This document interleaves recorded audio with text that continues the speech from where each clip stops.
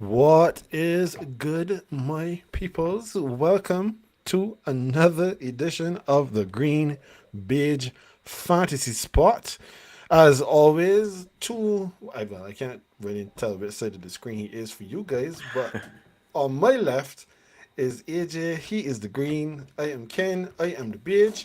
And we are happy to be back for another year of the fantasy spot, getting you ready at this time for draft season because it is that time. Right now, everybody is probably either already drafting their teams or getting ready to draft, like we are getting ready to draft. So, this is to help you get ready. It's a little primer for you to make sure that you know what you're doing when it is time to draft. AJ, how's it going, my brother? All is well. Just today, I was actually checking out some of my workmates' draft results and such. So, it's that time of year again, right? Yep. I know this song is usually reserved for Christmas, but this is the most wonderful time of the year. This is when everybody believes that they have the chance, they have an opportunity to be fantasy champions this season because nobody's drafted yet. So no one is upset, frustrated, and cussing their team for who they ended up with as a result of the draft. Now, what we did last year, I thought that it might be a good thing to bring back again this year, which is that we can let you guys know about our method, what we do when we are picking our teams in terms of how we attack the draft, the rounds, and everything. So, AJ, I'll give you first crack. When you are looking at your draft on your draft board, is there a specific method or do you operate with a certain plan as to like when you're going to draft certain players? Yeah, of course. But that never really pans out the way you expect, right? But in more recent years, I definitely have had a strategy of, and it has been successful in some cases and some not. I'm trying to draft like the dual threat running backs first. At least have a couple of those. Then go receiver, and then by the fourth round, going quarterback. But nowadays, we're seeing quarterbacks flying off of the shelf in the first round, so it kind of throws a strategy out of the window, and it means that I usually have I've had to adapt during the course of the draft. So it's not always still about taking the best available, but also like looking for sleepers, and that I think that would be the most important thing, especially this season for me. That is. Okay, fair enough. Well, usually when it comes to me and how I approach the draft, I usually like to go running back first. If not running back, I try to get the wide receiver, the home run hitter wide receiver. But I try to go running back in the first round and then maybe tight end in the second round. Because with the tight end position, it is often feast or famine when it comes to tight ends. True. You True. either get a tight end that is going to give you a lot of points, or you get a tight end that is just going to give you some points that, may help aid your cause, but more than likely is not going to win you your matchup. But last year, as you made mention of, was a little bit of a shock to the system because, like you, quarterback is usually first quarterback I take will be in the fourth round, Hmm. and then when you're in drafts and you're seeing the likes of Josh Allen and Aaron Rodgers and his name is escaping me from Kansas City Chiefs. I can't Yeah, believe I'm Mahomes. forgetting. I can't believe I Mahomes. forgot Patrick Mahomes. But when you see those kind of guys just disappear in the first round, it's like, what is going on? When you expect that somebody is going to be there to fall to you later on in the draft, and then everybody is gone. That does kind of put a damper on things. You really have to be able to adjust on the fly because Yeah, it really does. And if I remember correctly, I feel like in one of the other leagues, in my league, I think it was. we had like 4 or 5 quarterbacks taken in the first round, and that is a two quarterback league. So it kind of left a lot of other GMs scrambling to try and figure out their strategy, and then some were just left with absolute scraps, and uh, it was a terrible time. It is true. And the funny thing is, I don't think that anybody who made the mad scramble for a quarterback in the first round were the ones that won their leagues. Like, I don't think that happened in any That's a good case. point. Probably didn't. Probably didn't. I didn't even check it, but that's probably true. Yeah, but here's another question for you to consider. No, again, for this season, we are having the GreenBaje Fantasy League. This season, we have 12 people. In the league last year, it was a 10-person league, but it's a single quarterback league, so 12 is not too bad. You should still be able to get a Yeah. competitive team in there. But, there's usually a lot of commotion made about the first overall pick. Who gets that first overall pick? Yeah. Is Yeah. that something that you personally try to get, or what do you consider to be like your sweet spot to fall like within a 10 or 12 team league? When I just started fantasy football, I used to be very ecstatic with having the first pick, right? But as the years went by, I realized, especially since every basically every draft format or whatever different platform you use, sorry, the draft format is most likely going to be a snake draft. So it means that there are too many picks between you having that first pick, and then your second pick. Because very first pick of the first round, very last pick of the next round. But then, I mean, you do get back to back, but then there's so many gaps in between your selections. I hate the first pick. I do not like it. My sweet spot is like right in the middle. If it's like a 10 team draft, somewhere like 5 or 6. If it's 12, somewhere still around that 5, 6, maybe 7 region. I like to be somewhere in the middle. I think it for me it creates a better atmosphere for drafting a more balanced team, as opposed to like being on one end of the draft spectrum or the other. I can't shuddering just thinking about it. No, like you, I no.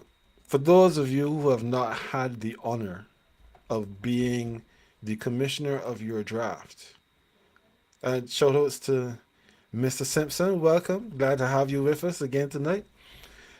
If you've never had the honor of being the commissioner of your league, one of the things that, and I'm sure AJ, this has happened to you at some point in time, that you've been the commissioner of longer than I have, is that somebody always tries to accuse you of some sort of collusion. And those that may watch this later will know exactly who I'm talking about, because I have had this accusation leveled at me many a time because of who ended up with the first pick. Be it myself or somebody else, or that just this individual didn't get it and they thought that maybe they should have. Now, what everybody needs to understand, unless you are doing an offline draft, you never, the commissioner has no power over who gets that first pick. The first pick is assigned randomly. So Yeah, if you get it, we always good. randomize. Yeah, so if you get it, good for you. And if you didn't get it, well, tough. If you ended up last, that is not my fault. I had no power, I had no control over that at all. I But hope the person that you're referring to actually does hear this, because he no, needs no, to. Because I know for a fact we've tried to explain to him that having the first pick is not all is not as all that glitters is not golden. Essentially, like it's not as glamorous as it seems having that first pick. So I hope he does hear this. no, I can guarantee you that he will hear this, because when I am putting up the little snippets, on social media, and hopefully people will see, and I'm going to send this directly in a WhatsApp chat for that individual to hear it, because I have no power over these things. But as to the question I asked in terms of like where is my sweet spot for drafting, I hate the first pick The only thing worse than the first pick is the last pick. Because when you're sitting there and just watching all of these players fly off the board, you really can't have a plan. You can't really come up with an idea as to how you're going to attack the draft because you're basically just drafting who's left.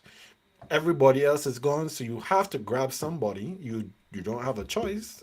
So then is picking best player available or picking the best player available for the need that you have because you could pick the best player available. They end up with 7 running backs and don't have no quarterbacks because all the good was went. So you have to know what your team needs and where you are in the draft before you start picking wild and willy nilly. Now, what we like to do is to give you some people that maybe you can keep an eye out for. There may be some draft steals, people that may go above their average draft position or perform above their average draft position and give you points that are greater than somebody that may not necessarily have such a low profile. And then there are others that you should probably avoid because they may be taken early, but then their production does not match up to the position that you drafted them. So we call this draft at your own peril. So AJ, who should we be wary of drafting? Well, instead of calling just one name, I'll call a situation. Committee backfield running backs. So for me personally, I'm really going to try to stay away from like the Ravens backfield, um, the Eagles, and especially Denver, the Broncos.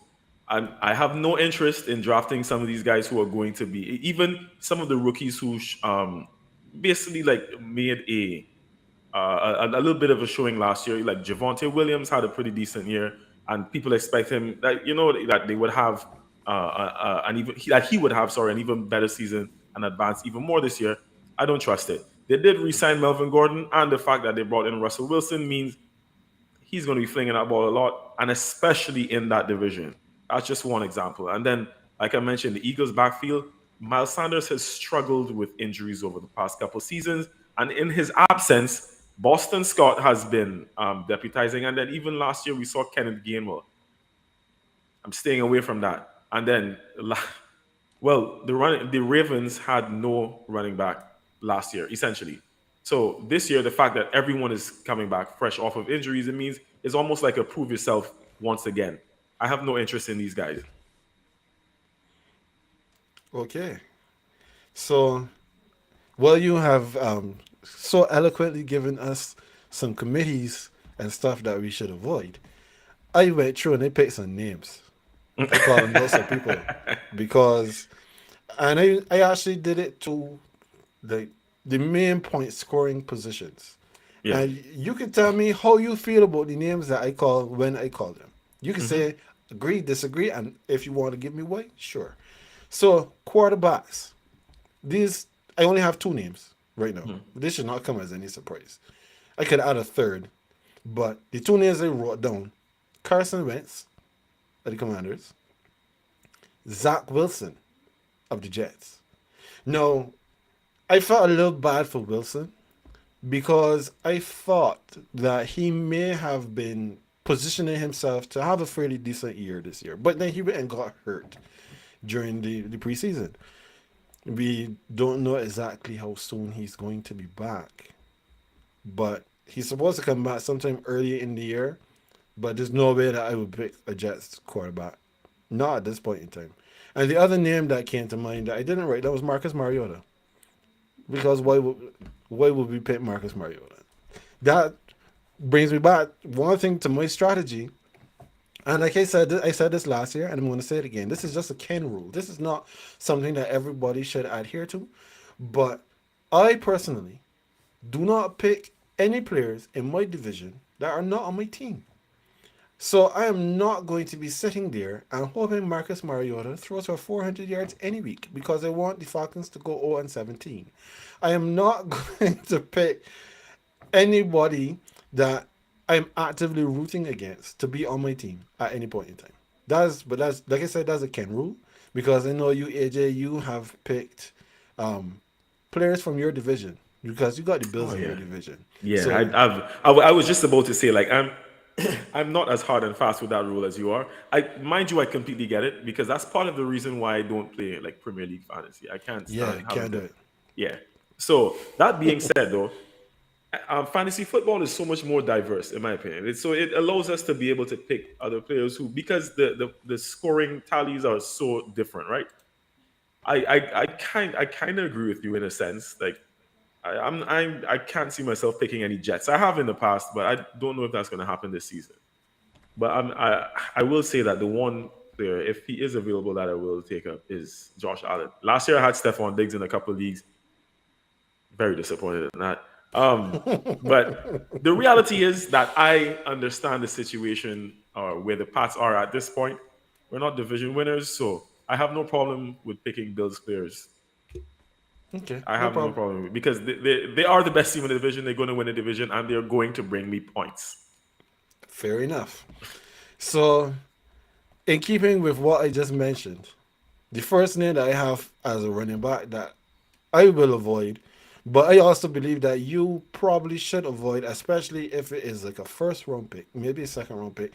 I would feel comfortable taking him maybe in the between the fourth and the sixth round if he was to fall that far, and that's Christian McCaffrey. Can't stay healthy. Every season he's hurt. Definitely not taking my early pick and putting it on a Panther, especially Christian McCaffrey. Then I have Ezekiel Elliott, friend don't deal but you, AJ, Mr. Dallas Cowboy himself.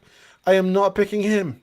Not in no early round because Zeke also had been dinged up quite a bit these last couple of years.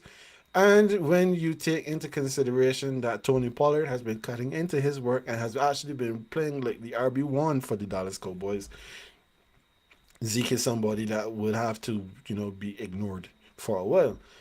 Saquon Barkley. No, it gives me no pleasure to put Saquon Barkley in this players to avoid, drafting at your peril. You can take Saquon as a late round flare, but Saquon has not shown that he is still Saquon of old since he's come back from that catastrophic knee injury. So, again, right now I'm giving you picks that people that will probably come in the early first round, second round, that I personally would not be looking to pick them that high. Josh Jacobs, he's another one that's been getting dinged up recently. And AJ, your former former offensive coordinator is now the head coach of the Las Vegas Raiders. Mhm. The use of your running backs last season, there was nobody in your backfield that anybody could trust. I'm suddenly not going to think that him going over to Vegas, who, as an organization, though they have a new coaching staff, but as an organization, they have not shown that they really believe in Josh Jacobs. No, I'm definitely not doing that. And Clyde Edwards Hilaire has burned me enough times that I picked him and then he got hurt and stayed hurt and then came back and got hurt again. No, if we do take Mr. Hilaire, he is going to be coming very late in the piece. When we look at wide receivers, this first name should come as no surprise to you.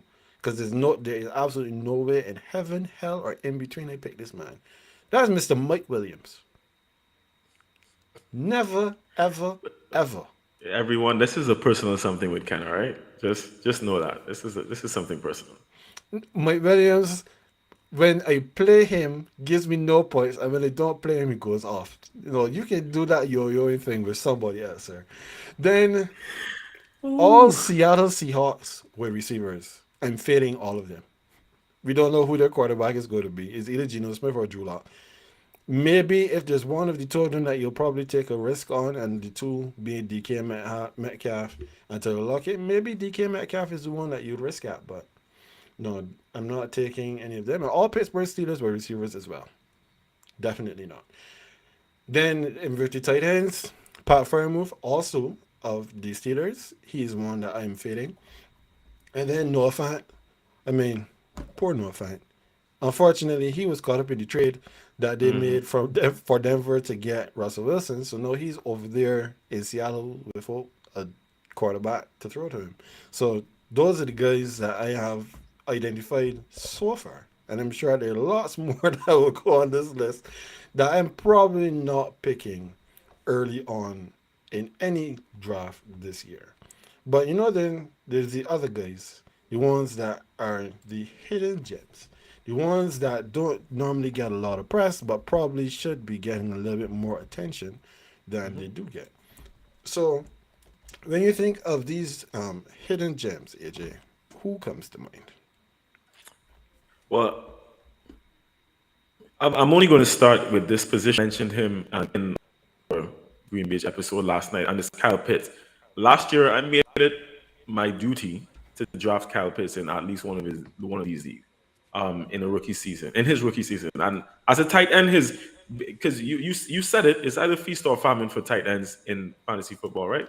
And last year he was actually pretty decent, and I'm not expecting a great uptick in terms of his actual return, but I do think if there's any receiver in that team, and based on his skill set, I think once again he will be the leader in that team. Um, you mentioned the fact that he's playing with Mariota. I don't care. I'm still based on how, based on how the tight end market is in fantasy football. You can't afford to fade some of these guys because of the QB. So Kyle Pitts is definitely gonna have to be there. And one of my other guys from last year, Najee Harris. I am definitely high on Najee Harris this season. I think he will be the cornerstone of that offense. And last year I had him in one league as well. Yeah, made sure to have him in at least one league. Didn't do too well over there, but that wasn't his fault. He was very solid last year, and once again, I'm expecting the same kind, maybe if not even greater things. Okay, no problem. So when I look at who I am thinking about, I can't necessarily say targeting because we'll just see how it goes. Somebody that has me a bit intrigued for this coming season, Trey Lance. We spoke about him last night.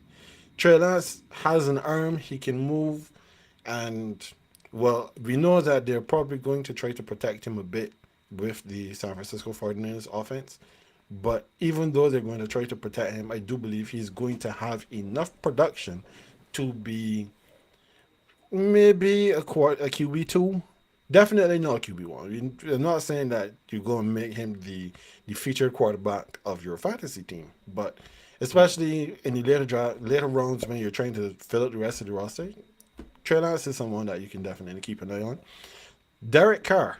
Derek Carr has been criminally underrated his entire career. Derek Carr is a very good quarterback and he puts up some really good numbers. And no, he has probably the best or second best wide receiver in all of football in Devontae Adams. So you expect that his numbers are going to look a little bit better this season. So I'm high on Derek Carr. Derek Carr could be he's definitely a QB2, maybe a lower end QB1. And then Matt Ryan. I can give Matt Ryan some props, no, because he's no longer in my division. Matt Ryan is not too bad of a quarterback, you know. He isn't I too bad. know I know he's gone over to Indianapolis that has some players that have some weapons around him. So while his numbers were down last season, and I mean the loss of your number one wide receiver would probably cause that. No, he has weapons both at wide receiver, at tight end, and in the running back. He should be productive. At the running back position, though, you said that you were going to avoid him and that he probably would be a good person to fade. But I actually think that he's going to do a lot better than you think. And that's Javante Williams. First name I had here. Now, the reason they put Javante Williams here is because, while the Broncos, they did bring back Melvin Gordon, they almost didn't because they're that high on Javante Williams. They believe that Javante Williams is ready for that every down back role. So they're most likely going to give him opportunities to do that.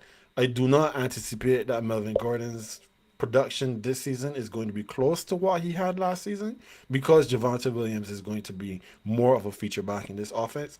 So from that perspective, I believe that you can roll with him maybe as an RB2.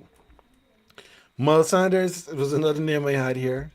I guess me and you disagree on these two because Miles Sanders, well, he does get dinged. He does actually do a pretty good job for the Philadelphia Eagles. He gets a lot of yards, he gets a lot of touches, and he also scores some touchdowns. So while he may not give you all 17 games, you should still be able to get something decent from him. And then, Wait, sorry, I I mean, I, I missed that because my headphones just went haywire on me. You said who from the Eagles? Miles Sanders. Oh, I'm not saying first or second round pick, but if you can get him in one of the later rounds, he's not a bad person to have as an RB2 or a flex. That's how I look at Miles Sanders. yeah. Yeah, I right now I don't know if I trust either of the miles. I've been burned by both of them. Not Gaskin, not Sanders, not the 8 mile. I don't trust any of them at this point. I feel like I'll stay far. However, it may be something like in a late round, one of the later rounds where just trying to fill a roster spot. I definitely am not going to draft him high, and not going to be like him as like a starter. He will most likely be like just take up a roster spot and fill in a bye week. Yeah, For a me, that depth is. pick. Yeah, a depth pick. I'm not saying necessarily that you're going to make him a cornerstone of your offense of your fantasy team, but you can't. You can go worse. You can do worse than picking Miles Sanders. And then Carterell Patterson. Yeah, I guess. I mean, he is probably going to be along with your guy Kyle Pitts. He's the only other notable piece of the Atlanta offense. They use him in everything, in everywhere, doing whatever they can find. So yeah, he's probably somebody that you can pick up, but I'm not going to pick him because he's a Falcon. Now, when I go over to the wide receiver position, first name I had here, AJ, and I'm expecting really, really big things from him this season. Gabriel Davis of the Bills. Right now, Mhm. Cole Beasley is gone. Um, what's his name? Emmanuel Sanders is gone. Mhm. Gabriel Davis is that established number two. He's the big body receiver and the deep threat right now for the Bills. He is going to get some production, and you know Josh Allen is going to sling that thing. So there's no way that you can go wrong with Gabriel Davis. I also have my Saints rookie, Chris Olave. I believe that he's going to do some good things. Juju Smith Schuster, I have him pegged as well because he right now seems to be the WR1 for the Kansas City Chiefs. Can never go wrong there. And Hunter Renfro, he is going to benefit from Devontae Adams taking double coverages all the time. So he is going to feast in the slot. And then just to wrap this up, Albert Okwuegbunam, Albert O from the Broncos. He's going to be quarterback. He's going to be the tight end one for the Broncos. Definitely can't hurt to pick him up, especially if you don't land on one of the bigger names at top. Hunter Henry. You're Hunter Henry. I think Hunter Henry is still going to be enough of a threat as a tight end that you can pick him up, especially if you don't land on one of the bigger name guys. I have a thing about picking Patriots players, though. I will say that the one person from my team, from my past team, who I expect to have a breakout year is Ramondre Stevenson, the second year running back. I think, if anything, with James White retiring, and obviously, well, we got rid of Sony Michelle since last year. So Ramondre did play a smaller role last year, but I think with James White being out now, that definitely puts him in line for a bigger role this season. And he's probably the only person I'm looking forward to. Hunter will come if there are no further options. Fair enough. So we plan to be here for half an hour, and we're just up against that time. So this is where we're going to leave it this week for the fantasy spot. We will definitely have a lot more to talk about next week, as well as also getting you more prepared for your drafts. We are here every Wednesday night, 8:30 p.m. on the Mountain Talk, 10:30 p.m. Eastern. And I mean, this is your late night fix.